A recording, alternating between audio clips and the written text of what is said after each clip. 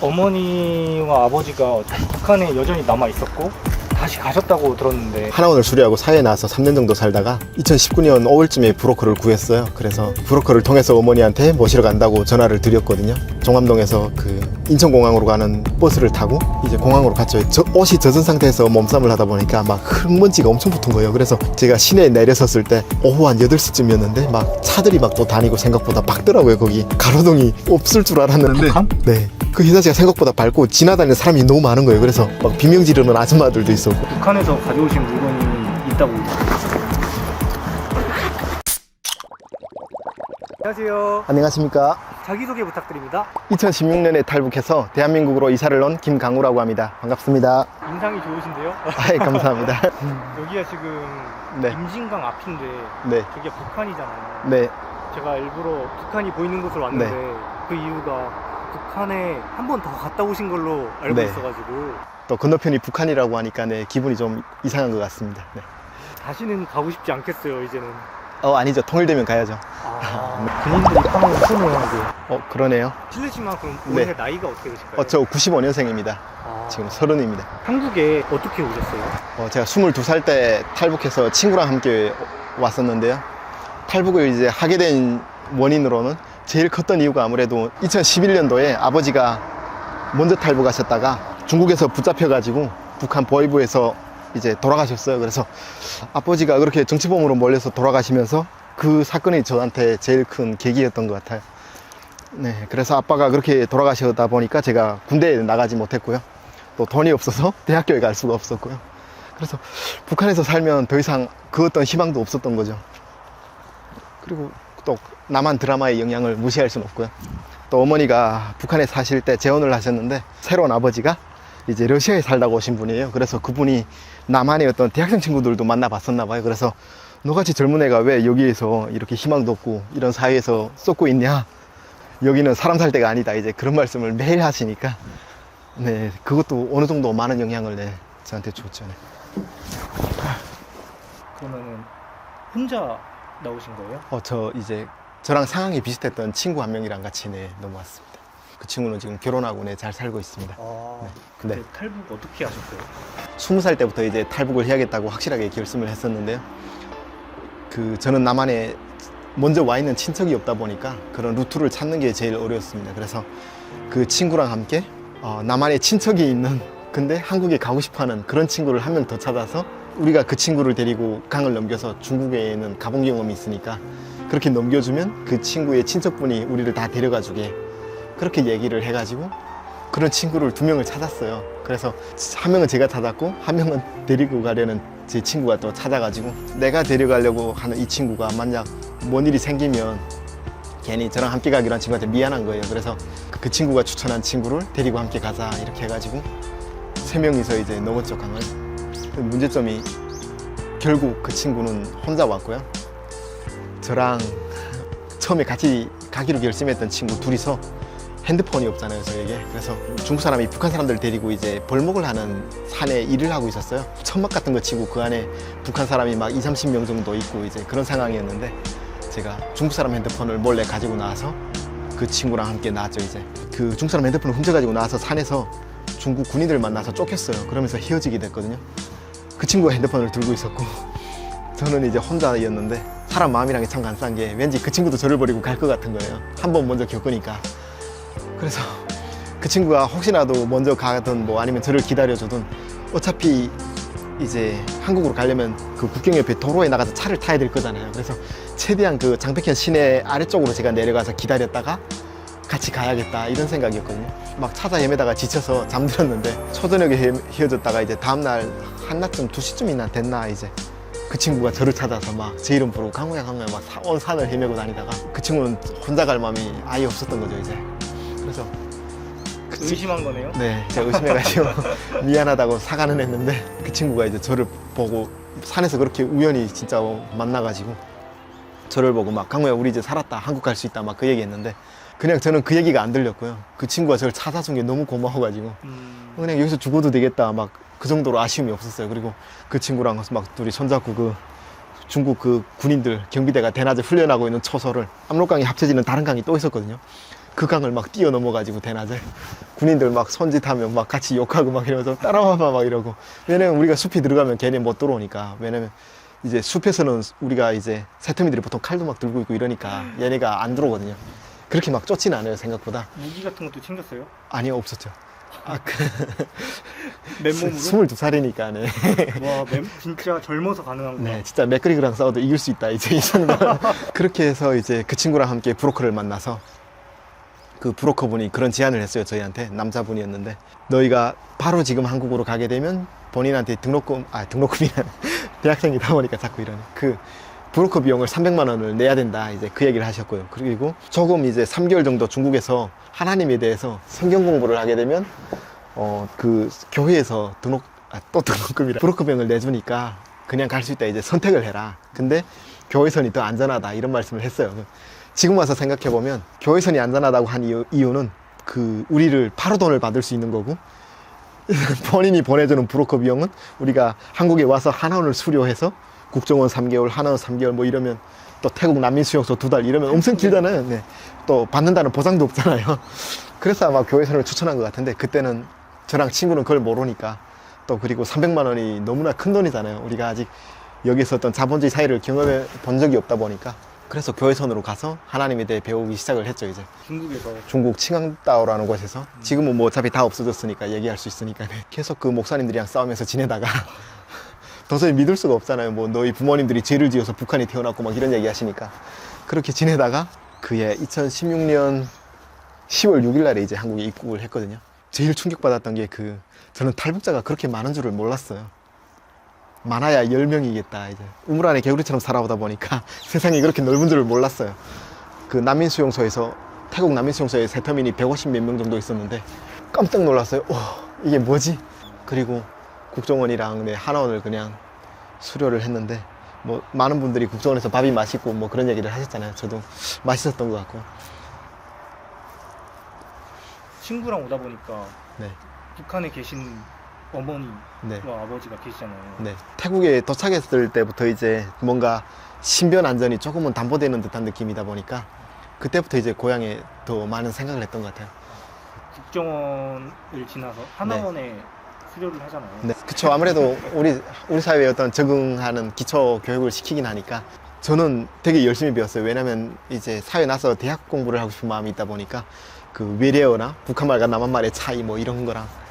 그 책을 읽을 때 네. 북한 책과 다른 게 있었나요? 소설이라고 할지라도 어떤 쓰려는 어떤 주제가 있잖아요. 근데 남한은 에세이처럼 뭔가 본인이 어떤 자서전 느낌으로도 많이 쓸 수 있다라는 게, 네. 그 조금 뭐 인생이나 사랑에 대한 시를 많이 쓰는 듯한 느낌, 네.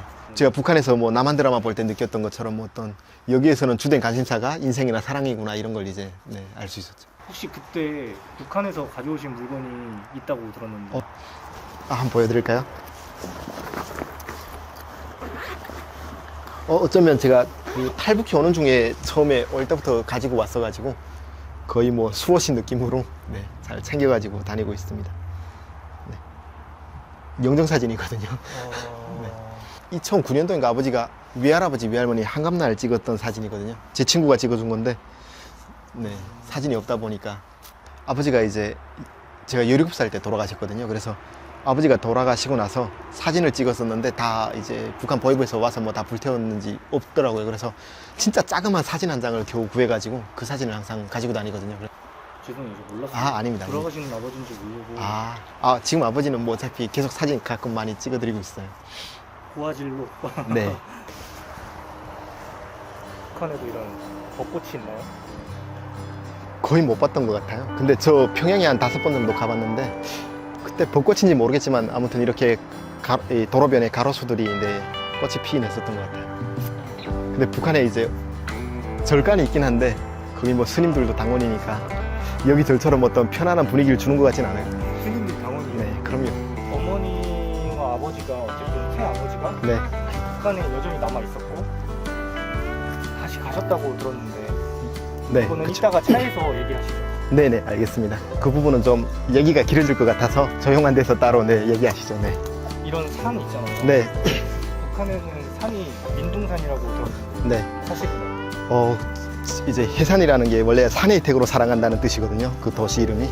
또 저도 해산 출신이다 보니까 산을 좀 잘 타요. 생각보다 거의 모든 산이 이제 민둥산이긴 한데 그 해마다 4월쯤 되면 이제 초중고 학생들 데려다가 나무 심기도 하고 이제 그런 거 하거든요.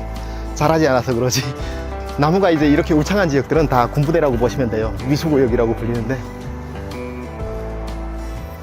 이게 절이네요. 네, 저 여기 한번 와봤었습니다. 여기 와보셨어요? 네, 여기 그 파주시 탄현면인가 그 절 이름은 잊어버렸는데 여기 왔다가 이제 오토바이로 여기까지 올랐다가 내려갈 때 크게 넘어진 적이 있어가지고.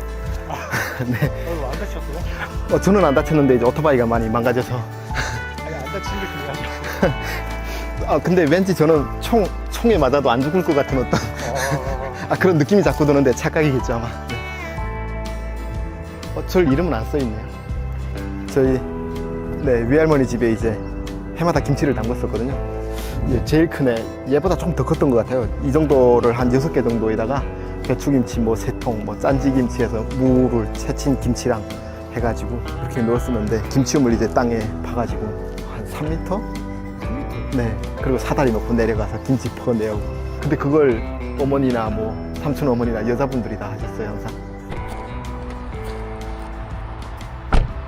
한국에서는 어떻게 다시 넘어가신 거예요? 하나원을 수료하고 사회에 나와서 3년 정도 살다가 2019년 5월쯤에 브로커를 구했어요. 그래서 브로커를 통해서 어머니한테 모시러 간다고 전화를 드렸거든요. 그리고 어머니가 넘어올 시점에 마중을 가기 위해서 제가 종암동에서 인천공항으로 가는 버스를 타고 이제 공항으로 갔죠. 이제 갈 때 기분이 되게 묘하긴 했었거든요. 되게 행복하기도 하고 막 떨리기도 하고 그런 긴장 반 설렘 반이었는데 중국 가기 전에 미리 비자는 다 끊어놨었고요. 비행기를 타고 중국 연길에 가서 그때 공항에 가니까 거기에 이제 제가 미리 연락을 다 해두었던 중국 브로커들이 나와 있었고요. 마중을 연길 공항에서 그 브로커 집에 가서 저녁을 얻어 먹고 거기에서 이제 구체적인 계획을 세웠죠. 어떻게 모셔올 건지. 중국으로 먼저 가신 거군요, 일단은. 네. 그러면은 중국으로 출발하시기 전에 한국에서 어머니한테 전화 드렸잖아요. 네.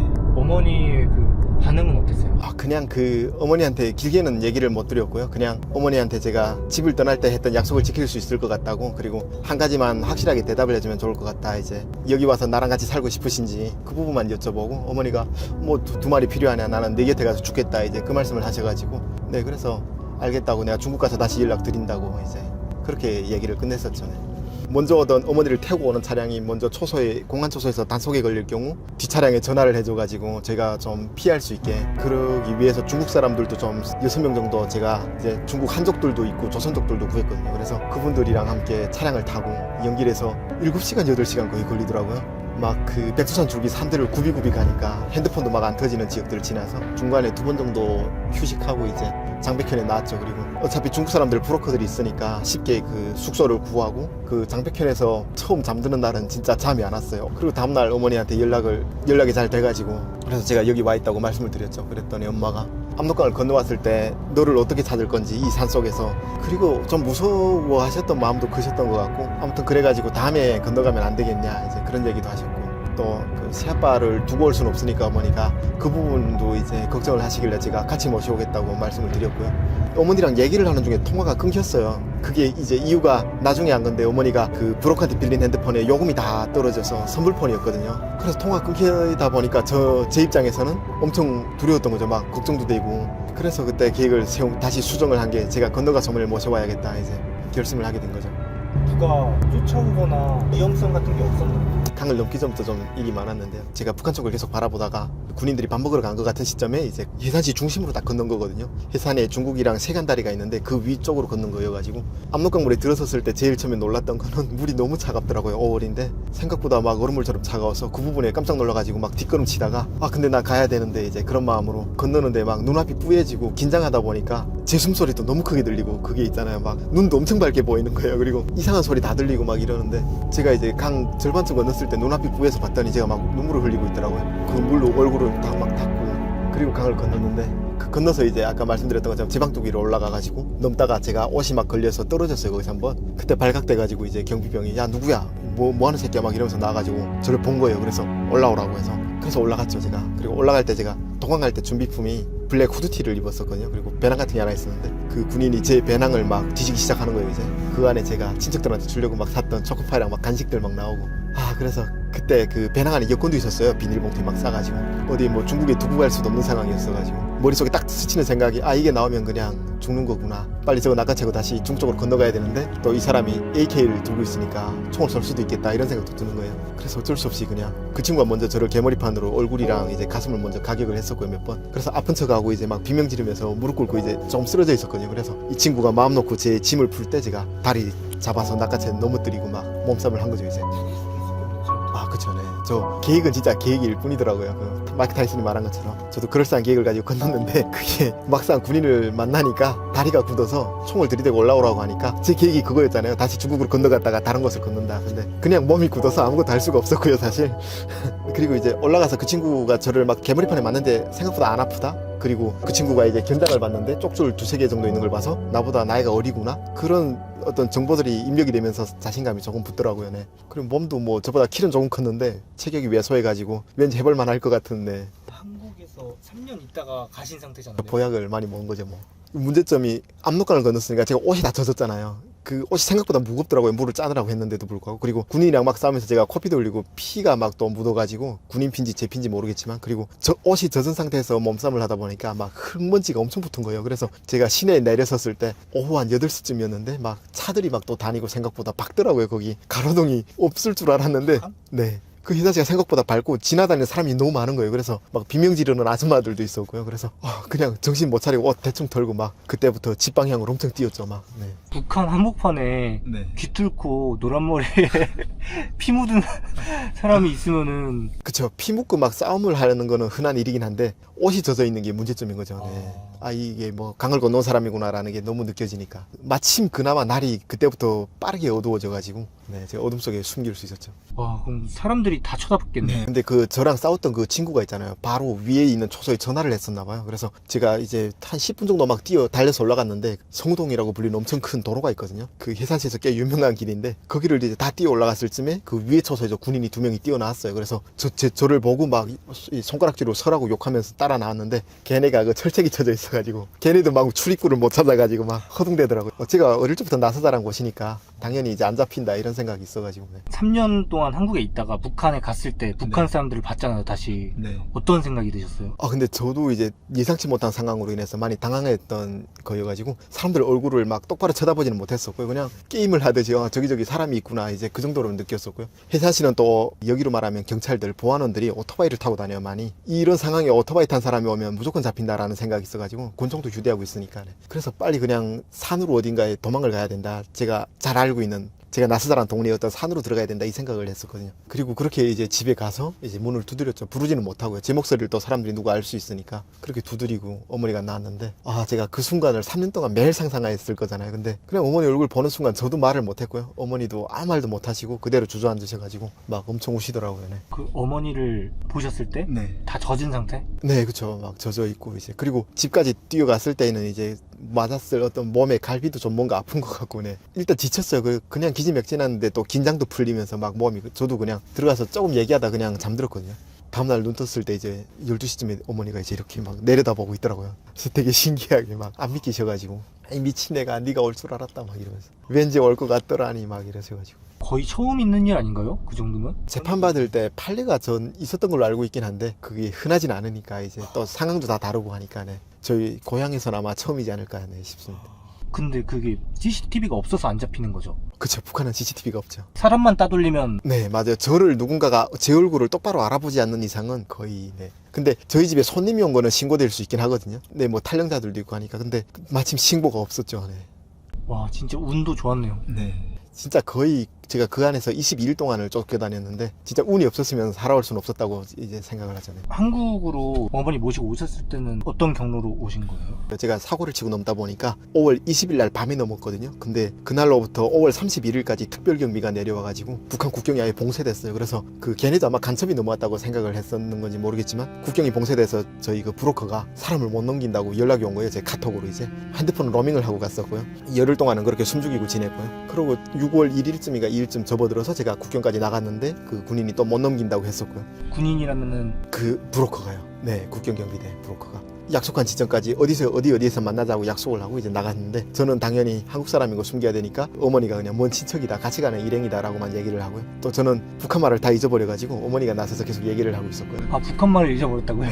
제가 북한 사람인데 한국에 와서 살고 뭐 중국에도 잠깐 있었잖아요. 연길에 한 달 정도 있다 보니까 이게 여기 삼국이 어떤 언어가 다 합쳐져 가지고 출신을 알 수 없는 어떤 이상한 사투리를 쓰고 있어 가지고 또 그리고 생각보다 외래어를 많이 사용을 하더라고요. 그래서 제가 말 실수를 할까 봐 어머니가 다 나서서 얘기하고 항상 그 한국에 있는 형들한테 제가 도움도 요청을 하다 보니까 친하게 지냈던 분들한테 뭐 왜냐면 한국에서 브로커를 이제 써가지고 사람을 한 명 데려오려고 하면 강릉기는 비용이 1,200만 원이라 했잖아요. 그때 당시에 그랬는데 북한 내에서 브로커를 고용하면 2,300만 원밖에 안 드는 거예요, 돈이. 그냥 경비대원들이 바로 그 큰 돈을 받을 수 있는 거니까 지 근무 시간에 넘겨주겠다고도 하는 거예요. 그래서 다른 이제 어머니의 어떤 인맥들을 통해서 그런 걸 알아보다가 돈 있으면 나갈 수 있니라는 생각이 드는 거예요. 그래서 제가 이제 돈 보내달라고 도움을 요청했는데 당연히 보내준 사람은 없었고요. 전화가 이제 도청이 당한 거예요, 북한 보위부에. 도청이요? 원래 북한이랑 통화할 때 3분 이상 뭐 길게 통화하면 다 도청이 되거든요. 근데 그날따라 통화가 한 10분, 13분 정도 이제 했는데 서로 대화가 막 안 되고 제가 도움을 요청하는데 어떤 형이 막 북한에 간 거 확실하냐 뭐 보위부에 잡힌 거 아니냐 막 이런 저는 따져 묻다가 도청이 돼가지고 그리고 이제 북한 보위부에서는 도청을 했으니까 그 대화 중에 또 제 이름도 나왔어요. 강우라는 이름도 나왔어가지고 도청당한 그 지점에 강우라는 애를 찾으니까 제가 이제 2016년에 탈북한 그게 있는 거죠. 그래서 얘네가 감시를 한 거예요. 저희 집에 와가지고 저희 집이 바라보이는 맞은편 둔덕이 어떤 집에 보위부 요원들이 들어와서 감시한 거예요. 24시간. 저는 그걸 모르고 어머니랑 아버지를 모시고 이제 탈북하려고 압록강에 나왔다가 들어가던 길에 이제 걔네가 덮친 거죠. 그래서 어머니랑 그 새로 재혼하신 아버지가 잡혀가지고 이제 막 매 엄청 맞으셨고요. 저는 도망을 쳤죠. 왜냐면 제가 거기서 잡히면 진짜 사돈이 팔손까지 강아지까지 뭐 다 죽을 판이어가지고 학교 뒤에 산으로 막 뛰었는데요. 북한 산에 나무가 없어요. 그래서 막 제가 뛰어오르는데 얘네가 플래시 비치니까 다 보이더라고요. 막 저거 네 아들 아니냐 막 이런 소리도 들렸고요. 어머니가 쟤 그냥 탈영병 군인인 것 같다, 모르는 애다 막 이러고 우리 아들 집에 오지 않았다고 막 일부러 크게 소리도 치셨고요. 그 얘기를 듣고 느낀 게 저 처음에 어머니 비명소리 들릴 때 그냥 아무 생각 안 들었어요. 내려가 그냥 쟤네랑 싸우다 죽어야겠다 이 생각밖에 없었고요. 막 돌아서 내려가는데 이제 어머니가 아들 안 왔다고 소리치신 거 듣고 그때 정신 차린 거죠. 이제 그래서 할 수 있는 게 그냥 눈물 흘리고 뭐 진짜 그 멀리도 못 갔어요. 그냥 위에서 계속 내려다보고 있었거든요. 갈 수도 없더라고요. 근데 걔네가 이제 새벽 한 3시쯤 되니까 어머니랑 아버지를 차에 태워서 데리고 간 거예요. 그게 6월 8일인가 9일이었는데요. 잡아간 거죠. 그러니까 보위부에 취조하러. 그러고 나서 제가 너무 허탈해가지고 쫓기는 와중에 여권도 떨궜었거든요. 심지어 다시 그래서 그 집 마당에 들어가서 막 찾아가지고 어두운 데서 여권 다행히 찾아가지고 보위부 애들도 못 찾았나 봐요. 근데 어머니 몸에서 제가 드린 삼성 핸드폰이랑 막 돈 묶음이랑 나온 거예요. 이제 중국 돈이랑. 그렇게 잡혀갔었고 걔네가 이제 아들 넘어왔다고 생각이 드니까 어머니가 또 조사를 잘 받으셨어요. 어머니가 좀 담력이 좀 있으신데 아들이 사실은 오라고 전화가 와서 솔깃해서 그 브로커인가 뭔가 아는 사람 따라 나갔다가 도저히 당을 배반하는 건 아닌 것 같다 이런 생각이 들어서 돌아오던 길이었다 이렇게 말씀을 한 거예요. 도저히 어떤 명분이 제대로 선 거죠. 이제 그래서 그 희산시 보위부장이란 작자가 어머니를 풀어줘라. 이제 아무리 어려워도 조국 배반하는 건 아니다. 이제 달래면서 대신 하루 한 번씩 보고를 해야 되고 브로커란 사람이 오면 붙잡을 수 있게 도와라. 이제 그렇게 하고 풀어주고 감시를 한 거죠. 제가 다시 올 거라고 생각을 해가지고 아마.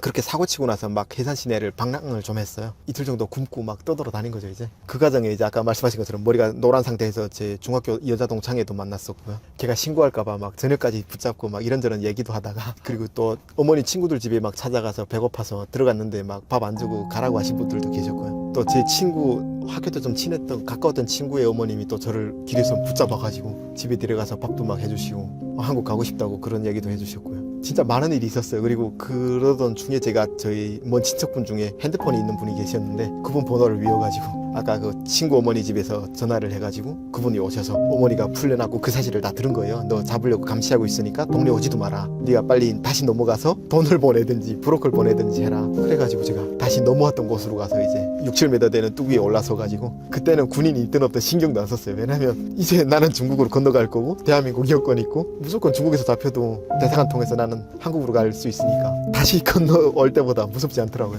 좀 걱정한 게 혹시 뛰어내렸다 저기 다 돌이니까 다리를 혹시 다치면 못 건너가지 않을까라는 생각을 잠깐 했는데 뭐 방법은 없어가지고 또 엄마가 고생하고 나 때문에 막 보위부 잡혀가 매도 맞고 고생했으니까 또 미안해서 빠르게 뛰어 건너서 그래서 압록강 다시 수영에 건너가지고 엄청 밀려 내려가 막 옷도 다 벗어버리고 이제 핸드폰부터 꺼내 전화를 했거든요. 그때 전화하니까 형들이 돈을 보내주시더라고요. 형들이라면 친하게 지내던 어떤 형들이 제 주변에 새터민 형들 한국에 계신 네, 뭐 같은 기수 형들이랑 제가 남한에 살면서 알고 지냈던 형들이 이제 정리하자면은 어머니 아버지를 데리러 오다가 다시 또 잡히셔가지고 취조받고 강훈 씨는 다시 넘어오셨다가 네, 제가 넘어오면서 두 번째 시도를 다시 한 거예요? 네, 그때 다시 브로커를 전화로 막 해가지고 어머니랑 아버지가 저희 집에서만 도망쳐 나와서 밤에 그 집을 버리고 그냥 해산시를 벗어나서 양강도 안에 있는 자그마한 교회의 어떤 시골에 가서 지낸 거예요. 그 브로커들이 알고 있는지. 왜냐면 그 브로커들도 상황을 알게 되니까 무서운 거죠 이제. 어떤 엄청난 사건에 휘말린 거잖아요 지금. 이제 어머니가 잡히면 지들도 죽는 거예요. 얼굴을 봤잖아요.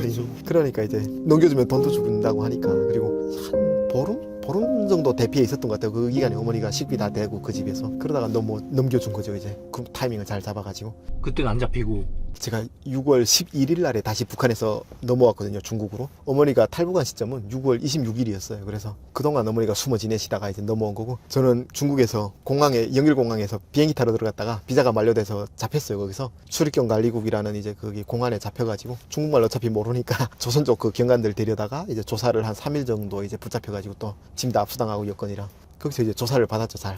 중국은 또 그 출입 등록을 해야 되더라고요. 그 숙박 등록 같은 걸 해야 되더라고요. 근데 저는 어느 호텔에서 자꾸 이런 게 기록이 아예 없는 거예요. 그러니까 5월 11일 날에 제가 영일에 갔는데, 그날로부터 한 달 좀 넘는 40일이라는 기간 동안 중국이 어디에 있었는지를 모르는 거예요. 그래서 그 기간의 행적에 대한 조사를 하는 거죠. 왜 중국에 왔는지부터 이제. 그래서 제가 저는 한국 사람이고 한국에 나서 자랐는데 고아였고, 누군가 최근에 아버지가 영길에 살고 있다는 얘기 들어가지고 찾으러 왔다가 지금 돈이 없어서 막 공원에서 벤치에서 자기도 하고 이러면서 지냈던 중이다 했더니, 그 조선족 분이 제가 되게 불쌍했나 봐요. 이제 마음이 진짜 고우신 분이었는데, 50대 그 아저씨 경관분이 저를 이제 데려가서 비자 사진도 찍고 저 절차도 알려주고 막 비자 발급 다시 해주셨고요. 양복도 빌려다 사진 다 찍혀서 이제 해주고 공항에 태워다도 줬어요. 그래서 참 고마운 분을 그때 만나가지고. 그럼 그때 그 상황이 부모님은 오시지 못하고요. 해산에 숨어 있는 상황이고, 저는 6월 11일 날 이제 중국에 넘어와서 6월 한 15일까지 기간에 있은 일이죠, 그게. 강훈 씨는 그럼 먼저 한국에 일단 와야 되는. 네. 한국 다시 온 게 제가 6월 15일인가 16일이었거든요. 들어오는데 이제 기억나는 게 그냥 북한 갔다 온 걸로 인해서 뭐 조사할 게 있다고 문자가 들어와 있었고요. 그 와중에 저랑 좀 가까웠던 형이 신고를 했다, 이제 그 얘기를 또 들어가지고 그게 마음이 또 엄청 아팠어요. 그래서 뭔가 상황이 엄청 꼬여서, 그리고 그 와중에 또 전에 다니던 KT 핸드폰 회사를 제가 다녔었는데, 거기서 제가 북한에 들어가 못 나오니까 도움을 요청했는데 월급조차 안 넣어준 거예요. 지금도 못 받긴 했어요. 한국에 오셨잖아요. 네. 오셔서 계실 때 부모님이 그 사이에 나오신 거고, 브로커 통해서. 네.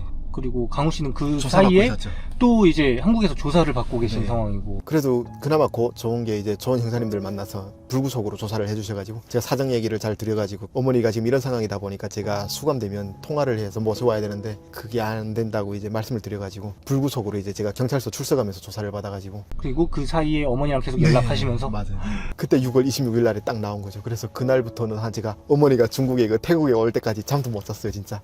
그러면은 한국에서 만나셨겠네요? 네. 근데 한국에서 어머니가 한원을 수리하는 모습을 보지는 못했고요. 저는 또 지수복 입고 수갑 차고 재판을 받다 보니까, 그래서 어머니한테 처음으로 보여준 모습이 재판정에 법정에 서 있는 모습이어가지고, 어머니는 또 제가 그렇게 된 게 본인 때문이라고 이제 생각을 하셔가지고 막 그러실 필요가 없었는데, 네. 그래서 어머니가 되게 힘들어 하셨어요. 1년 동안 제가 나올 때까지. 출소하시고 나서 어머니랑 아버지 뵀잖아요. 네. 그때 어땠어요? 이제 시작이다. 솔직히 막막했죠. 뭐 신용도 다 파탄 나 있고, 브로커에게 또 그때 당시에는 민사소송도 걸려 있어서 어머니를 여러 번 모셔오는 과정에서 그러다 보니까 브로커비가 계속 막 그런 민사도 걸려 있고 열악했죠, 상황이. 빚이 있는 거네요? 네. 그때 또 선불로 제가 줬던 돈 말고도 1,500만 원 정도가 못 줬어가지고 그거에 대한 또 민사소송이 걸렸었거든요. 그래서 그 빚도 있었고, 그거는 이제 그 아버지가 열심히 일해서 갚아주셨어요. 저도 일을 해서 또 제가 지었던 빚을, 집세랑 이런 것들 다 밀려 있었잖아요. 제가 수감되어 있는 동안 카드값이랑 막 그런 게 680인가 얼마 있었거든요. 그걸 저는 갚고 아버지는 브로커 비용을 갚아주시고, 그래서 그렇게 시작을 한 거죠. 1년 정도 딱 열심히 일하니까 그거 다 갚고 차도 살 수 있고 하더라고요. 그리고 제가 에어컨 설치하는 일을 배웠었는데, 대한민국은 참 열심히 일하면 그게 따르는 게 있네요. 노력에 대한 대가가 확실하니까. 그리고 또 저는 또 1년 동안 돌을 닦고 나왔으니까 의욕이 넘치다 보니까 진짜 열심히 일했어요. 주 6일인데 뭐 가끔 일요일도 나가 일하고.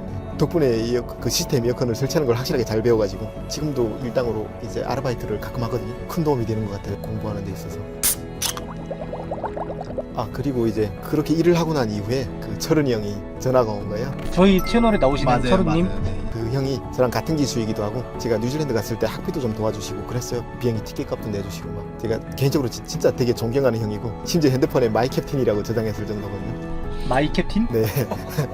한국 사회에서 처음에 힘들 때, 방황할 때 되게 많이 도움을 줬어요. 일주일에 한 번씩 찾아와가지고 경기도 화성에서 지하철 타고 와서 막 노래방 가서 걱정 말아요 그때 맨날 불러주면서 형이 있으니까 뭐 동국정 말고 공부해라 막 이러면서, 물론 지금은 결혼하셔가지고 아무튼 그 형이 유튜브에 한번 나와달라고 하는 거예요. 거기서 제가 제이프했던 사건을 이제 인터뷰하는 내용으로 이야기를 했어요. 근데 진짜 많은 사람들이, 저는 깜짝 놀랐던 게 그 많은 분들이 저한테 힘내라고 막 돈도 많이 보내주시고, 그 중에 또 한 분이, 어르신 한 분이 얘가 공부하고 싶어 하는데 상황이 이렇게 돼가지고 돈이 없어서 못하고 있는 게 말이 되냐, 일 그만두고 공부해라 이러면서 등록금을 지원해 주시겠다고 온 거예요. 그래서 그분이 이제 북한인권 시민연합이라는 단체, 시민단체, 이런 학생을 좀 찾아서 공부시켜 주세요라고 기부도 많이 하셨어요. 그래서 인권 시민연합이라고 이제 북한 인권을 상징하는, 아무튼 그 단체에서 저를 면접 비슷하게 막 어르신들, 부국장님들 오셔가지고 제가 공부할 의지가 있는지를, 나이가 있다 보니까 그때는 보통은 다 막 중도 포기도 하고 이러니까. 네. 그래서 저는 이제 그냥 담백하게 말씀드렸죠. 왜냐면 한국에 처음 탈북했던 이유도 공부하고 싶어서 왔던 거였고, 공부가 미뤄졌던 이유도 이제 어머니 모시려고 잠깐 뒤로 미룬 거다 보니까 돈보다는 좀 제가 하고 싶은 일을 하고 싶다 이제 말씀을 잘 드렸더니 오케이 하셔가지고, 거기에서 이제 그 시민연합의 직원분들이 교육팀에서 본인들 업무가 있는데도 불구하고 바쁘신 와중에 이제 막 번갈아 가면서 매주 수학, 뭐 영어, 논술, 뭐 수학 막 저녁마다 가르쳐 준 거예요, 저한테. 그 과정을 1년 정도 해가지고 제가 그때 국민대에 합격해가지고 마침. 나이가 있어서 사실 아무도 안 받아줬어요. 왜냐면 공부를 하기 위해서 저를 증명할 수 있는 어떤 객관적인 데이터가 있어야 되잖아요. 근데 그게 아무것도 없는 거예요. 저는 북한 갔다 온 거 외에는 없는 거예요. 그래서 그냥 공부하고 싶습니다라는 의욕밖에 없으니까 아무도 안 받아줬는데, 그래서 저도 감사했죠. 막 내가 꼭 명문이 돼서 학교를 빛내야겠다, 막 그때는 그런 마음으로는. 그래서 지금은 학교 다니시면서 그래서 더 열심히 공부할 어떤 의욕도 생기는 것 같고, 등록금을 지원해 주신다던 그 어르신 한 분이, 도움을 주셨던 회장님이, 그 장학사님이 저한테 이제 다달이 생활비도 보내주시고 이제 그래가지고, 왜냐면 공부하는데 시간을 더 쏘더라고, 일하는 시간을 좀 줄이고 이제. 그래서 되게 행복합니다. 그래서 지금은 그럼 어머니랑은 네, 어머니가 제가 수감되어 있던 동안 이제 우울증을 좀 심하게 오셔가지고 거의 하루 한 번은 전화를 드려야 되고요.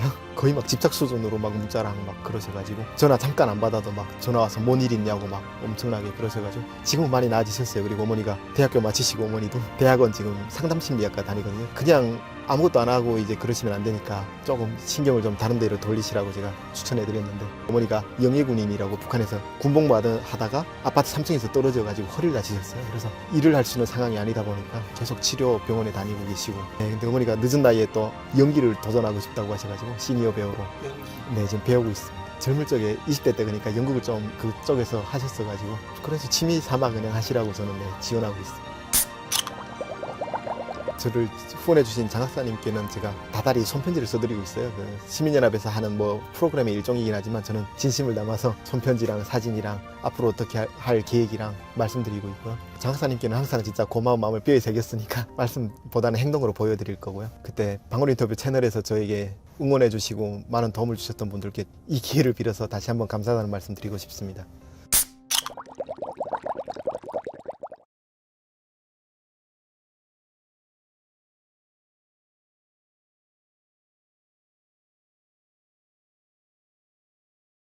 보통 세터민들은 여기 오면 북한의 음식들을 그리워하잖아요, 많이들. 다시 갔을 때 다 시켜 먹어봤거든요. 제가 생각했던 그 맛이 아니더라고요.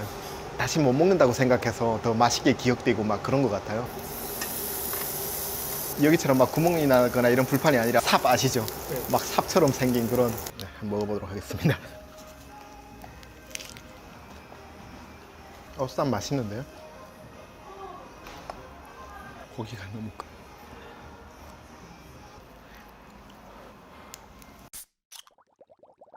안녕하세요. 안녕하십니까. 자기소개 부탁드리겠습니다. 네, 2016년에 탈북하여 한국으로 나온 김강호라고 합니다. 저희는 평균 달궈지만 하기 때문에 네, 지금 저희가 고기 먹으러 왔는데 너무 좋은 것 같습니다. 일을 하고 뭐 먹는 즐거움이랄까요? 그런 보람 같은 게 좋은 것 같아요. 네, 그쵸, 북한에서 네. 어떻게 식사하셨어요? 밥에 김치, 뭐 찌개 같은 거를 먹었던 것 같고요. 가끔 뭐 가다가 특식들을 해 먹을 때가 있었죠. 네. 그 고깃집에 왔으니까 말인데, 제가 다시 갔을 때 이제 북한에 있을 때는 고기를 안 좋아하다가 여기 와서 이제 삼겹살이랑 이런 걸 맛들였거든요. 그래서 북한에 다시 갔을 때 먹고 싶어서 얘기해가지고 한번 몰래 이제 어머니가 이런 고기를 준비해가지고 불고기라고 하죠. 그걸 해서 먹어봤는데 맛이 안 나더라고요. 북한으로 다시 가셨을 때 네네. 고기를 먹어봤는데 네. 그래서 여기 삼겹살처럼 생각하고 그곳의 고기를 한번 먹고 싶었는데, 그 이유가 아마 상추나 쌈장이나 이런 뭐 어떤 조미료가 없어서였던 것 같기도 하고, 불판이 달라서도 뭐 그럴 수도 있겠죠 아마. 보통 세터민들은 여기 오면 북한의 음식들을 그리워하잖아요, 많이들. 다시 갔을 때 다 시켜 먹어봤거든요. 제가 생각했던 그 맛이 아니더라고요. 그래서 오히려 막 여기 짜장면이 생각나고 막 빨리 와서 햄버거나 먹어야겠다 막. 다시 못 먹는다고 생각해서 더 맛있게 기억되고 막 그런 것 같아요. 근데 북한에서 이것저것 다 드셔보셨다 했잖아요. 네. 다시 가셨을 때. 네. 사람들이 알기로는 북한에 먹을 게 없는 걸로 알고 있는데 어떻게 이것저것 다 드셔보신 거예요? 이제 뭐 한 번에 다 시켜 먹었다는 게 아니고요. 제가 중국 돈을 챙겨간 것들이 있어서 제가 여기 살면서 어머니한테 뭐 3, 4개월에 한 번씩 돈을 보내드린 것도 있고 하니까 어머니가 이제 그런 돈으로 사다가네. 남한에 친척이 와 있는 사람들은 생각보다 잘 먹고 잘 삽니다. 돈을 보내주면 잘 사니까네. 북한에 계신 가족분들이 돈 네. 좀 보내달라고 하는 경우도 많다고 들었어요. 그쵸, 네. 아무래도 어려우니까네. 그리고 이제 한국이 북한보다 더 잘 살아가지고 여기 온 사람들이 다 돈을 보내주는 걸 알아가지고. 그럼 그걸 알잖아요? 네. 그렇게 해서 잘 사는 집은 티가 날 것 같은데 네. 티가 나죠, 나죠. 무긴 하나요? 그게 그러니까 이제 돈을 쓰는 것도 한 번에 다 몰아서 뭐 갑자기 막 못 살던 사람이 옷을 다 잘 사 입거나 뭐 좋은 자전거나 오토바이를 막 사고 이러면 안 되겠지만 조금씩 점진적으로 이제 나아지는 모습을 보이는 건 괜찮은 것 같아요. 그리고 뭐 그게 걸리거나 발각되면 뭐 뇌물을 좀 쓰는 경우도 있고요. 생각보다 그렇게 돈 있으면 그래도 그럼요. 살 수는 있네요 그냥. 사람 사는 데가 다 비슷하다 보니까 오히려 북한이 뇌물이나 이런 문화도 더 성행하고 있고 이러니까 빈부격차도 생각보다 많이 심해져 가지고 최근에는 그럼에도 지금 북한으로 만약에 가서 살라 그러면 안 살죠. 나중에 다시 태어나도 또 탈북할 것 같아요. 그게 모르고는 이제 살 수 있는데 뭔가 한번 뭐 자유나 인권이나 뭐 어떤 아니면 남한에서의 어떤 이런 삶의 어떤 경험을 잠깐이라도 해보면 못 살 것 같아요. 아침에 머리 감는데 얼마나 불편했게요, 진짜. 머리 감는데요? 네. 옛날처럼 이제 쭈그리고 앉아서 엎드려서 막 머리 감으려고 하니까 소랭이 같은 거에 대야에 물 받아서 이렇게 못 살겠다 이 생각이 들더라고요, 진짜.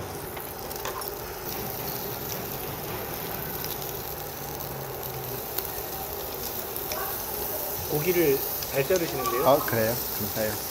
고깃집에서 일해보셨다고. 근데 만원집이라고 소고기집이었어가지고 한국에서 어떤 알바 해보셨어요? 저 CU 편의점 알바랑 고깃집 알바랑 그리고 365 그 자원봉사 아름다운 가게 그거 자원봉사 좀 해봤고요.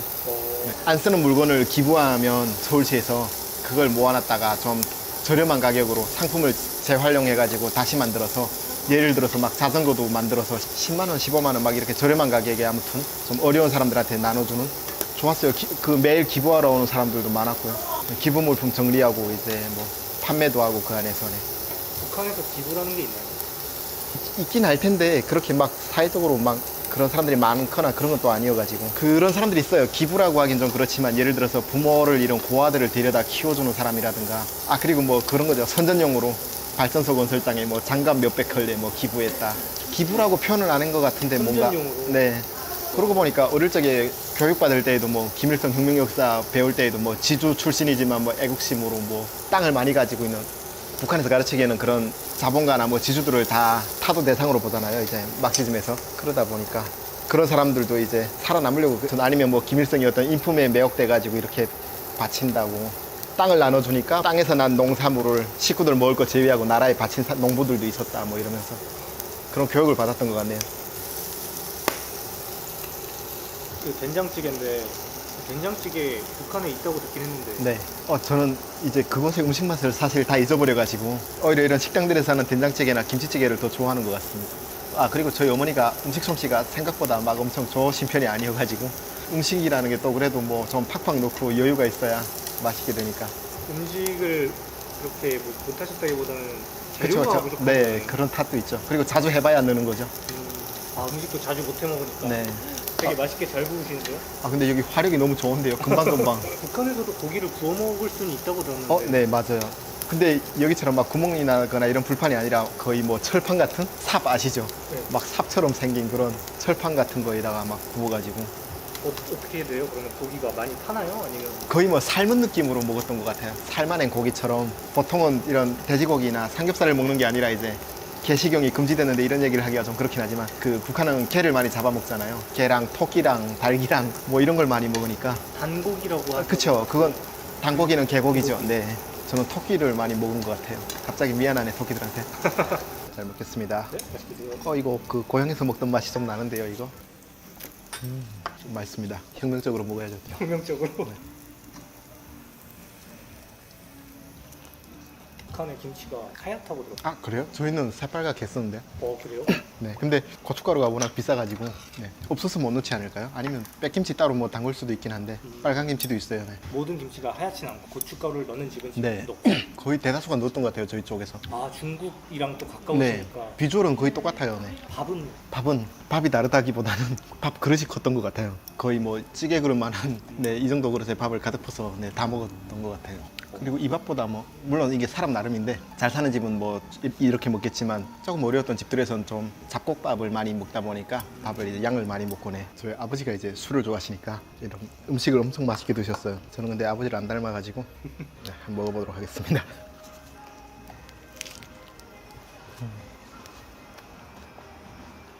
쌈 맛있는데요? 고기가 너무 크게 썰은 것 같기도.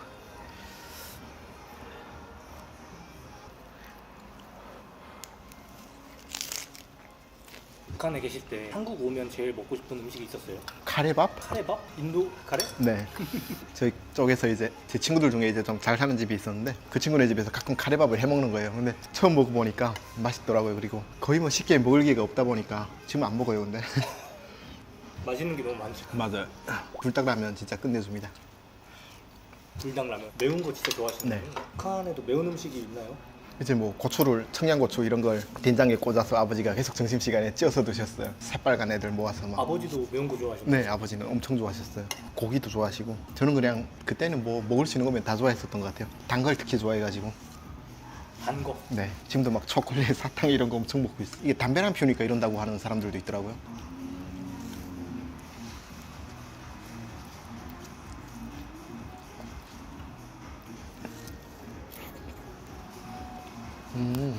맛있어요. 한국 음식 중에 이건 아직도 못 먹는다 그런 게 있을까요? 이제 배가 고픈 상황이면 다 먹을 수 있는데 저는 세상에 못 먹을 음식은 없다고 생각하거든요. 근데 평상시에 돈 주고 사 먹지 않는 거는 이제 곱창 같은 거. 곱창. 네, 곱창 안 먹어요. 맛있게 하는 집을 이제 못 가봐서 그런 걸 수도 있는데 한 번도 안 먹어본 것 같아요. 후식 입가시면 와, 네, 감사합니다. 후식으로 황도가 나왔네요. 일단 이렇게 얼음을 얼릴 수조차가 없으니까 그리고 날씨가 이렇게 뭐 막 엄청 덥거나 이러진 않으니까 또 굳이 얼음을 얼릴 필요가 있을까라는 제가 볼 때는 에어컨도 없어도 될 것 같긴 하거든요. 선풍기만으로 그냥. 네. 여름엔 집안이 추워요 오히려. 오히려 여름에 네. 춥다. 북한에는 선풍기로만 생활하죠. 그쵸, 거의 전기도 안 들어오는. 그렇게 덥지가 않았어요. 낮에 뭐 땡볕에 돌아다니면 덥지만 집안은 오히려 선선했어가지고. 북쪽이라 그러면. 네, 겨울에 영하 30도까지 내려가긴 하니까. 네. 겨울에 진짜 추워요. 겨울에 아무리 막 엄청 많이 입고 나가도 말 조금 안 하고 이러면 막 입이 시려요 진짜.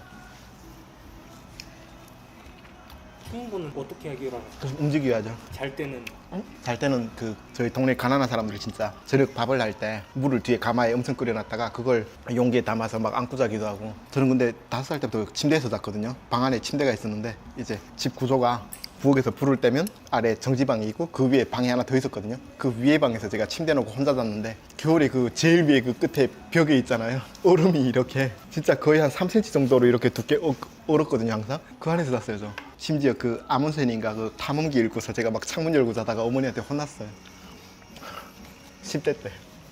아문센인가 그 남극 탐험한 사람 있잖아요. 탐험가. 아문젠인가요? 아문센이라고 발음하던데 아무튼 그 사람이 어떤 책을 읽다가 노르웨이 쪽에서 뭐 추운 겨울에 창문 열고 잤대. 어릴 때부터 탐험이 꿈이어서 뭐. 그래서 그거 보다가 나도 저러면 폐가 좋아지나 하고 이제 문 열고 자다가 어머니한테 혼났죠. 밤에 한번 들켜가지고. 근데 사람이 또 다 적응의 동물이라 사라져요. 추운 게 됐습니까? 배고픈 게 힘들지. 북한에 없는 음식이 있을까요 여기서? 이런 거 없었어요. 샐러드. 그리고 저 핑크색 나는 저 무 같은 건 봤었던 것 같긴 한데. 이거요? 네. 핑크색? 네. 뭔지 모르겠어요. 저거. 쌈무. 네, 쌈무. 있었던 것 같은데 막 반찬으로 먹거나 그러진 않았던. 지금 여기서 없는 거는 얘랑 얘도 네. 파를 채칼쳐가지고 이렇게 양념장 달달하게 해서. 파채도 없어요? 네. 얘는 평양 쪽이나 뭐 앞지대 쪽은 다 있었을 것 같고 저희 쪽에서는 저렇게 안 해 먹었던 것 같고 여름에 가끔 해 먹긴 한 것 같아요. 당근이 귀했던 것 같아요. 저 언젠가 외할머니가 당근 드시는 거 보고 놀랐어요. 할머니 당근 좋아하셨어요. 한 번도 드시는 걸 본 적이 없으니까. 당근. 네. 홍당무라고 불렀었는데 충격받았어요. 저 어릴 때. 그래서 할머니가 좋아하시는데 그것도 모르고.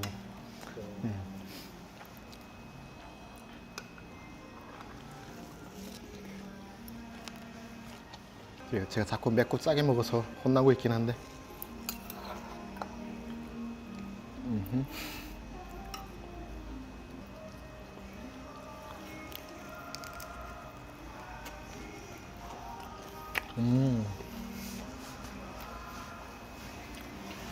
라면은 안 좋아하세요? 좋아합니다. 매일 먹습니다. 저녁에 하나씩. 라면 드셔보셨어요? 북한에서? 네. 한국 라면? 아니요. 중국? 어릴 때 아니 모르겠어요. 저 어릴 때 평양에 갔는데 그 고모집에서 꼬부랑면이라고 이제 처음 먹어봤죠. 그때 9살인가 그때. 네. 그리고 제가 2012년, 2013년 이때 되니까 중국에서 많이 넘어와가지고 우영면이라고 써져 있는 그 중국 라면이었죠. 그거 두부랑 넣어서 친구들이랑 가끔 내. 한국 라면은 못 드셔보셨어요? 네. 중국 거였던 것 같아요. 그래서 개성 쪽에서는 아마 그 개성공단 때문에 먹어보지 않았을까 싶긴 한데.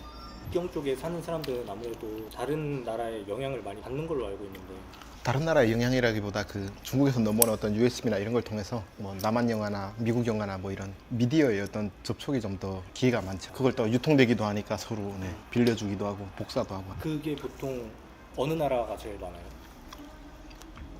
제일 많은 거는 뭐 중국이나 러시아는 뭐 당연히 있는 거고 한국에 제일 드물죠. 그리고 그 다음 순위 어려운 게 미국이고 그 외에는 뭐 조금씩 들어와요. 중국, 러시아 게 좀 많고 네, 한국 게 좀 드물고 네, 한국 거 제일 힘들죠. 그럼 한국 거를 본 사람들은 그래서 말씀드린 순으로 구하기 힘든 순으로 이제 예를 들어 한국 걸 보면 뭐 제일 처벌이 강한 거고 그 다음 미국 거 조금씩 약해지는 거죠. 처벌의 정도가. 일본 거도 구하기 힘들었던 것 같아요. 제 친구 중에 일본 애니를 좋아하는 친구가 있었어가지고 SF 같은 영화들 있잖아요. 막 만화랑 그런 거 되게 좋아했었는데 그 구하기 되게 힘들었던 것 같아요. 또 보는 사람도 없고요. 그거는 거의.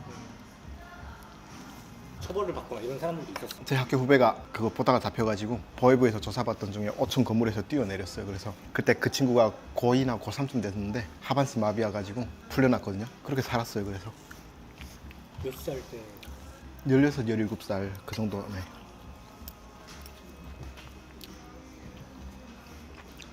아, 16, 17살 때 그거 봤다고 네. 끌고 가서 조사하다가 애가 너무 무서우니까 5층에서 뛰어내렸어요. 어떻게 처벌하는지를 아니까 이제 애들이. 소문이 또 났겠네요. 그게. 네. 저는 뭐 친한 동생의 친구였어가지고 놀랐죠. 뛰어내리는 용기에 놀라고. 그리고 이제 하반신 마비에 앉아있을 걔 생각하면 또 안쓰럽고 이제. 그리고 그걸로 끝인 거예요, 그냥?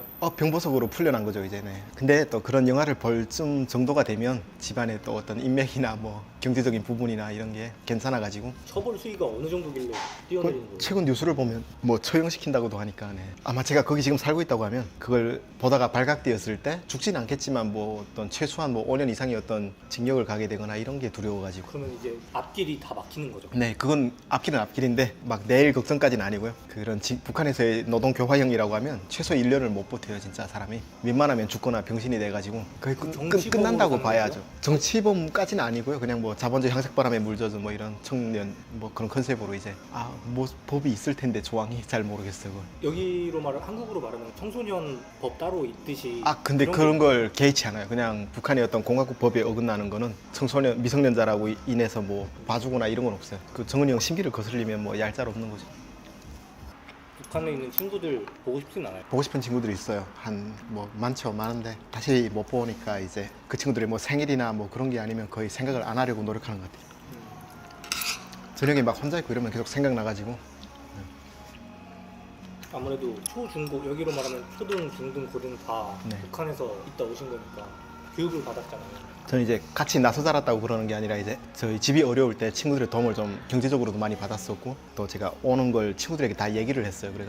그래서 가지 말라고 잡아주는 친구도 있었고요. 그래서 그런 친구들이 특히 생각나는 것 같아요. 여기서 힘들어도 같이 살자, 가다가 어찌 될지 모르는데 뭐 그런 게 고마웠어가지고 그런 마음이. 어찌 될지 모른다라는 건 가다가 이제 죽을 수도 있고 뭐 저희 아버지가 또 그렇게 된 걸 아니까 그 친구들이 대학을 다니고 있었는데 본인들이 대학 졸업하고 일을 하게 되고 뭐 본인이 지금 아무것도 도움은 안 되지만 아무튼 힘들 때 서로 되게 의지해서 같이 살자 여기서 이제 가지 말라고 그러니까 계속 가다가 이제 그 가는 성공 확률이 낮은 걸 알아가지고 가지 말라고 잡아주는. 저는 가겠다고 결심을 했지만 그래도 잡아주는 사람들이 고맙더라고요.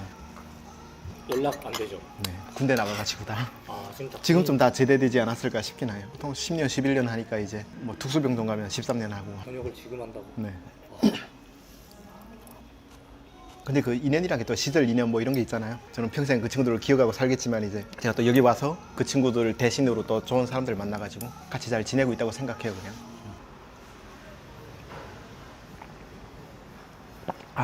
동치미가 진짜 맛있어요. 그 어릴 적에 먹던 그런 맛인 것 같아요. 아, 어릴 때 많이 드셨어요? 네, 동치미라고 불렀던 것 같진 않고 이 안에 들어간 이거 풀 같은 거 있잖아요. 저희가 이걸 갓김치라고 해서 담궈 먹었었는데 그 물을 이렇게 마셨었거든요. 맛이 비슷해요, 되게. 따로 이거는 재료가 더 들어간 건 아니니까. 네, 본연의 맛이니까. 네, 맛이 비슷해요, 진짜.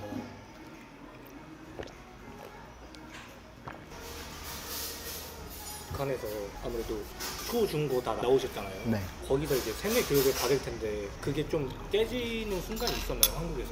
저는 근데 오기 전에 이미 바뀌어서 온 사람이기 때문에 오기 전에요? 네. 제가 이제 2009년에 아버지가 화폐기억으로 인해서 집안이 먼저 망하고 2011년도에 아버지가 돌아가는 사건을 겪어가지고 그게 제가 17살이었거든요. 그래서 그때 시점부터는 이미 그런 환상이 다 깨졌어가지고 북한 정부에 대한 어떤 환멸도 느꼈었고 네, 그러다 보니까 그리고 저 자유아시아 방송을 좀 들었는데 그 이제 자유아시아 방송에서 북한의 어떤 유명한 애니메이션 노래들을 막 가사를 개사해서 북한 정부를 비판하는 내용으로 이제 많이 불렀어요. 그래서 그런 것들 많이 들으면서 6.25도 뭐 북에서 쳐내려왔다고 하고 막 이러니까 그런 것도 되게 신기했었고 그리고 그게 집에서 한국 TV로 이제 채널을 좀 잘 돌리거나 주파수 맞추면 들렸거든요. 가끔 오후 5시쯤 되면. 네. 그래서 제일 놀랐던 거는 김일성 일가의 어떤 우리가 모르고 있던 어떤 교과서에 안 나오는 인물에 대한 내용이나 그런 것들이 신기했죠. 이제. 그걸 믿은 거예요? 그 방송? 근데 또 북한 내부에도 가끔 유언비들처럼 돌아다니는 얘기들이 있으니까 그 의문을 가졌었는데 여기서 그렇게 네, 조금씩 얘기하니까, 네, 이렇게 딱딱 맞닿아지는 접점들이 있어가지고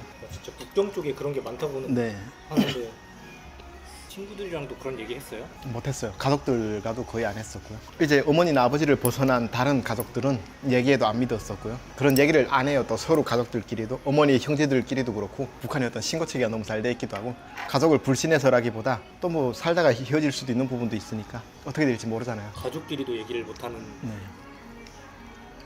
제 친구네 집도 보니까 그 친구 어머님이랑 친구는 한국 영화랑 다 보는데 친구 아버지는 절대 안 보시더라고요. 그렇다고 아예 안 보시냐? 또 그건 아니고요. 혼자 계실 때 보시겠죠. 근데 같이는 안 보는 거예요. 현명한 거라고 해야 될지 아니면 한꺼번에 걸리면 큰일 나니까. 네. 공유한 사람 한 명도 없었어요?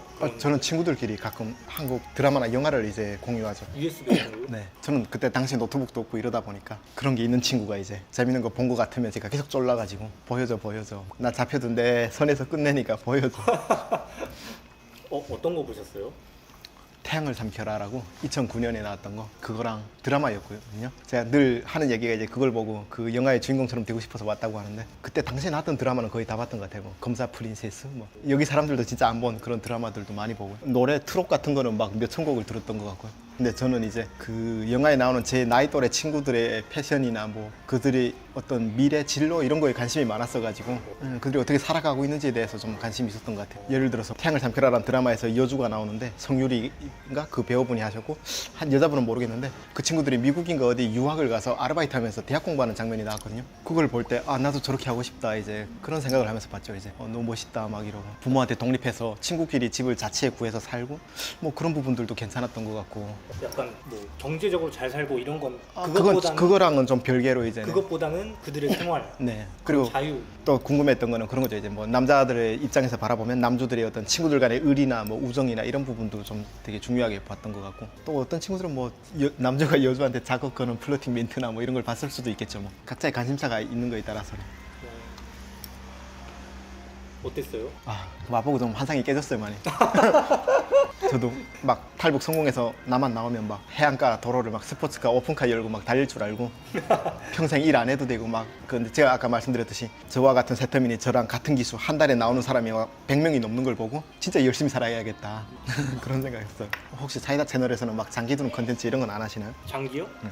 장기 두는 거는 한 번도 안 해봤는데 장기 좋아하세요? 네. 이제 북한에서 보통 어릴 적에 전기 잘 안 들어오고 바둑 같은 거는 평양에서나 따로 영재들을 키우는지 모르겠지만 저희 쪽엔 없어가지고 보통 집집마다 다 장기 두면서 잘하죠. 이제 간단하게 할 수 있기도 하고 나무를 잘라서 만들어가지고 그게 놀이네요? 네. 거의 PC방. 그쵸. 거의 대표적인 놀이죠. 장기 외에 흔히들 말하는 사사키 게임이라 불리는 카드 게임도 하잖아요. 꼬니도 하고 하는데 그래도 저는 장기를 제일 좋아했어가지고 아버지랑 외할아버지, 외삼촌 아버지 친척들 다 장기 두니까 친구들이랑 만나면 지금도 장기 두고 있습니다. 지금도 하세요? 네. 아마추어 구단이에요. 아마 구단? 네. 대회에 나갔었는데 프로기사 되고 싶어서 여기 남한에서 나서자란 한 10살 그 정도 돼 보이는 아이들에게 너무 처참하게 패배해가지고 거의 몇 달 동안 장기를 끊었다가 다시 시작을 했습니다. 현타 없겠다. 진짜 너무 잘해가지고 배우는 애들일걸요? 그거? 네, 공격 한번 못 해보고 그냥 진짜 너무 어이가 없어서 믿기지가 않아가지고 한 명한테 그랬으면 쟨 천재다 하고 이제 열애를 시켰을 텐데 다른 애들도 다 잘하니까 이게 어디 가서 잘한다고 하면 안 되겠다. 겸손을 좀 한 수 배웠죠. 북한에서는 잘하는 편이었어요? 북한에서 이제 동네 뭐 가정, 마을 접은 적이 없어요. 하나원 뭐 진짜요? 대면으로 누구랑 장기를 둬서 진 적이 없었거든요. 그 대회 같은 거는 실제로 그 심판들도 있고 그 자리에서 둬야 되니까 2번 갔다가 그냥 꿈을 접었습니다. 지금은 재미로 이제 가끔 아침이나 저녁에 한 번 더 쓸 때 이기면 그걸로 소소한 행복이 엄청 오래 가거든요. 그런 맛에 그냥. 나 저 궁금한 거 있어요. 네. 대학교는 지금 한국에서 다니고 계시잖아요. 어떠세요? 좀 학교가 다른 점이 좀 이 남한에서 고등교까지 마친 친구들에 비해서 좀 많이 기초 실력이 떨어지는 건 뭐 당연한 거고 조금 그 교과의 어떤 차이들이 있는 것 같아요. 북한 같으면 일단은 뭐 교재가 다 국민들을 통제하기 위해서 어떤 제작되는 그게 있을 텐데 여기는 조금 뭔가 그 교수님들 교재도 막 주교재, 부교재 막 이런 식으로 교수님들 나름대로의 어떤 선정을 하는 것 같고 그런 부분도 신기했고요. 과목의 개수도 너무 신기하고 다양해서 네, 그리고 내가 모든 걸 선택할 수 있다는 게 제일 좋았던 것 같아요. 북한 대학은 안 다녀봐서 모르겠어요. 수업을 내가 선택해 들을 수 있는 건지도 모르겠고. 네. 그럼 이제 한국 학교 같은 데 들어가 보셨어요? 한국 학교 못 가봤고 이제 대한학교 그 여명학교라고 3개월 정도 다녔어요. 제가 17년 2월에 한원을 나와서 2월 22일에 나왔거든요. 그리고 3월 1일부터 첫 일주일은 사회 적응 교육이라고 해서 하나센터에서 교육을 받고 그 다음날부터 바로 이제 대한학교 다녔는데 그 대한학교도 조금 달랐죠. 이제 물론 삼국 출생 아이들이 많긴 했지만 네, 재밌었어요. 그래도 외국인 처음 봤겠네요. 다 북한에서 온 아이들이죠. 이제 외국인들은 따로 없나요? 네, 그냥 뭐 부모님 중 한쪽이 북한 사람이어서 중국에서 출생한 아이들 그 정도가 있었고. 보통 어린 나이에 한국에 오신 분들은 탈북민임을 밝히지 않는 분들도 많이 계시다고 하던데. 그쵸. 이제 그게 탈북민이어서 그런다기보다 이제 사람의 성향에 따라 다른 것 같은데요. 저는 뭐 처음 22살 때 나왔을 때에도 제가 너무나 오고 싶었던 곳에 왔기 때문에 항상 어디 가나 어차피 숨길 수도 없었을 거예요. 근데 말투나 외모나 뭐 모든 면에서 티가 났기 때문에 아니면 뭐 가끔 동남아로 오해하시는 분들도 있는데 저는 숨기려고 해본 적은 없었고요. 한 번도. 대학교도 당연히 저는 세터민인 것 당연히 얘기를 다 드렸고요. 굳이 숨길 필요가 있나, 근데 또 굳이 오픈할 필요가 있나, 이제 사람 나름의 선택? 네, 그런 것 같습니다. 저도 이제 그런 것 같아요. 누가 물어보면 얘기를 하는데 물어보기 전엔 굳이 먼저 내가 말할 필요는, 근데 오히려 말하고 났을 때 좀 더 좋은 것 같아요. 그래도 사람이 뭔가 진심이 전해지면 뭐 다른 것 같아요. 대하는 태도라든가. 오히려 제가 도움을 받을 일이 많으면 많았지 없진 않거든요. 그래서 많이들 도와주려고 하시는 그쵸. 제가 동기들이랑 9살 정도 차이가 나는데 그 친구들 중에도 이제 저랑 친하게 지내고 싶어하는 친구들도 있고, 당연히 제가 뭐 모르는 거에 대해서 미리미리 알려주는 친구들도 있고, 네, 챙겨주기도 하고. 네, 그래서 친구들이라고 하면 어리죠, 저보다. 어린 친구들. 왜냐면 제가 04년생들이랑 지금 같이 다니고 있으니까. 지금 동생들과 네. 같이. 네, 편하게 잘 지내고 있습니다. 말도 다 놓고. 저 사실 그 미디어나 이런 걸 보면서 나만의 여기서 나서 자라는 친구들이 되게 예의도 없고 이제 그럴 거라고 선입견이 있었거든요. 대학교 다니면서 다 깨졌어요. 학생들이 의외로 되게 반듯하고 되게 좋더라고요. 거의 대다수가 제가 본 애들은 다들 괜찮았던 것 같아요. 약속도 잘 지키고 되게 세심하게 배려도 잘 해주더라고요. 한국에서 약간 있었던 에피소드 같은 게 있으신가요? 있긴 있죠. 듣고 싶다고 하시니까 이제 흑역사 비스무리한 건데 말씀드리기가 좀 그렇긴 한데, 이게 저 혼자 일화가 아니고 아까 강을 같이 넘어왔던 그 친구랑 제가 되게 친형처럼 따로 존경하는 형이 있어요. 한 명. 저보다 5살 많은 형인데 이 3명이 저까지죠. 친구랑 그 형도 또 서로 친해요. 아무튼 같이 왔어요. 3명 다 고향 해산이고 한원을 나온 지 한 달이 안 되었을 시점에 인천에 놀러 갔다가 아이스크림이 먹고 싶은 거예요, 이제. 그래서 그 아이스크림 보셨는지 모르겠는데 한 5cm 정도 높이 하얀 거에 밑에 빨간 뚜껑이 있고, 그래서 그걸 샀어요, 3개를. 그래서 3명이 하나씩 사이좋게 나눠 들고 도로 옆에 갓길에 앉았어요, 바닥에. 그리고 이제 먹어야 되는데 친구가 먼저 그랬죠. 여기 진짜 불친절하다. 왜? 하니까 스푼이 없는 거예요, 지금. 이걸 어떻게 먹으라고 이렇게 주는 거예요. 그래서 이제 형이 이렇게 핥으면 되잖아. 그래서 이제 먹기 시작을 했죠. 이제 다 먹었어요. 아무튼 막 엄청 힘들게 3명 다 길거리에서 막 볼에 묻혀가면서 먹고, 그 친구가 결국 참다 못해 땅에 놓고 에이 짱난다고 밟았어요. 근데 그 안에서 스푼이 나온 거예요, 밑에서. 그랬었죠. 아이고. 그렇게 이제 그런 삶을 살던 우리가 지금은 잘 적응해서. 그런 게 꽤 있었겠네요. 진짜 많았죠. 꼽으려면 진짜 끝도 없는데. 저도 하나 수료한 날 저희 집을 배정받고 나서 모두 집을 나가서 뭐 집을 못 찾아오고 이제 그런 얘기 하시잖아요. 엄청 웃었죠. 이제 뭐 사람이 어떻게 그걸 하나 기억 못하냐고. 당당하게 이제 제가 종암동에 그 종암 SK에 살았는데 월곡역이라고 그 홈플러스가 있어요. 좀 멀어요. 걸어서 10분. 거기를 자신있게 걸어가서 구경하다가 집에 오려고 했는데 저도 길을 잃어가지고 한 진짜 3시간에서 4시간을 헤맨 것 같아요. 가는 곳마다 제가 107동이었는데 107동짜리가 많은 거예요. 사람이 당황하니까 종합 SK인지 레미안인지 뭐 이런 아파트 이름들 있잖아요. 그걸 볼 생각을 못하고 107동만 보이면 가는 거예요. 그런 시절이 있었죠. 숫자만 보고 그냥. 맞아. 진짜 처음에 이 길 찾는 게 진짜 그렇게 어려우실 것 같아요. 생각으로 지하철은 쉬웠던 것 같아요. 그냥 보고 지하철 노선을 그냥 외우면 되니까 대충. 네, 근데 집 찾을 때는 핸드폰으로 네, 길 찾기 해야 되잖아요. 근데 길 찾기 해야 되는데 보기 어려우니까. 처음엔 뭐 카톡 아이디 만드는 것도 뭔 얘기인가, 저 세상 얘기인가 했죠. 이제 막 카톡 같은 거 처음에 만드셨을 때 어떠셨어요? 신기했어요. 그냥 아는 지인이 누가 해준 것 같은데, 그래서 아이디도 되게 이상한 걸로 막 가입되어 있고 지금도 저희 어머니도 회원가입하거나 이런 거 되게 힘들어 하시거든요. 별거 아니었는데 그때는 그랬지. 그 아이스크림 지금도 먹을 때마다 생각나거든요, 가끔.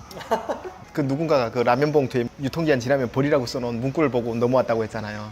그렇게 친절한 사람들인데 스푼을 안 넣었을 리가 없는데 저희는 성격이 급하기도 했었고. 북한에서 무슨 뭐 생활총화인가요? 네, 토요일마다 하는 거예요. 그거 뭐예요? 그냥 뭐 일주일 동안은 내가 뭐 김일성 대원수님과 김정일 장군님의 말씀에 비추어서 어떻게 생활했는지를 돌아보고, 잘못한 게 있다면 원인이 뭔지, 와. 앞으로 어떻게 할 대책이 뭔지, 뭐 그런 얘기하고, 끝으로는 뭐 호상 비판하는 거죠. 내가 볼 때 저 친구가 조직 생활을 열심히 안 했고 뭐 이런 얘기를, 앞으로 안 그랬으면 좋겠다, 그냥 그렇게.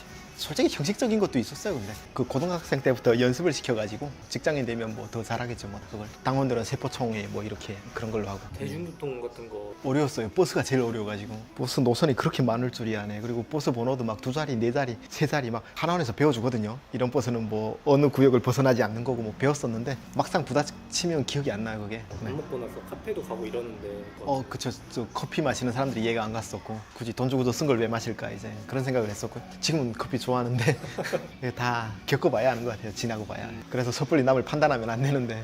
그리고 그 커피숍에 앉아있는 사람들이 신기했어요. 저 사람들은 할 일이 없나. 근데 저도 지금 막 힘들 땐 가끔 커피숍 가 가만히 앉아 멍 때리고 싶다, 이제. 네. 북한과 비교해서 다른 게 있을까요? 한국 살면서? 달라서 좀 적응하기 어려웠다 이런 거. 뭐 낙지랑 오징어가 다르다고 하는데 전 그거 아직도 잘 어렵고요, 그것도. 근데 뭐 언어 때문에 힘들다기보다는 그냥 좀 북한이랑 다르게 힘든 게 그런 건 것 같아요. 북한에 살 때는 동네 사람들이 서로 다 알고 지내고, 나쁜 사람들도 있지만 뭐 서로 돕고 살고 뭐 그런 것도 있었는데, 정 같은 거. 지금 저는 옆집 아저씨가 좀 나이 드신 분이 사시는데, 부부가 그 아저씨가 비 오는 날 술 취해서 아파트 밑에 쓰러져 있는 거 한번 모셔다 드린 적이 있거든요. 그러고 나서 친해지고 나니까 이제 인사 정도는 하는데, 그 외에는 이웃이 누군지를 아직 몰랐었거든요, 한 번도. 그런 부분이 좀 정이 없어 보인다, 뭐 이런 대도시이다 보니까 뭐 그런 게 있고요. 보통 북한에 살 땐 그래도 동네라고 하면 뭔가 따뜻하고 정 있고 그런 게 있는데, 한우물을 길어먹고 사니까 사람들이네. 그리고 여기는 좀 그 여성분들이 뭐 무거운 짐을 들고 있거나 이럴 때 선뜻 도와드리지 못하는 부분이랑, 보통의 북한 사람들은 다 겪는 일일 것 같은데, 지하철 타면 동양 구걸 하는 사람들 있잖아요. 다들 돈 많이 털렸을 거예요, 아마. 그냥 돈을 주게 돼요. 뭔가 본인의 상황이랑 몰입을 시켜가지고 같이 그냥 불쌍해 보이고, 막 누군가의 친척으로 보이고 막 이래가지고 그냥 현금 있으면 다 주고 다니고 계속 그랬던 것 같아요. 막 5만 원이고 10만 원이고. 그게 몇 달 지나야 다 안 주게 되더라고요. 근데 주는 게 나쁘다는 게 아니고, 처음에 사람이 힘드니까 그런 상황에 더 공감을 하게 되는 것 같아요, 뭔가.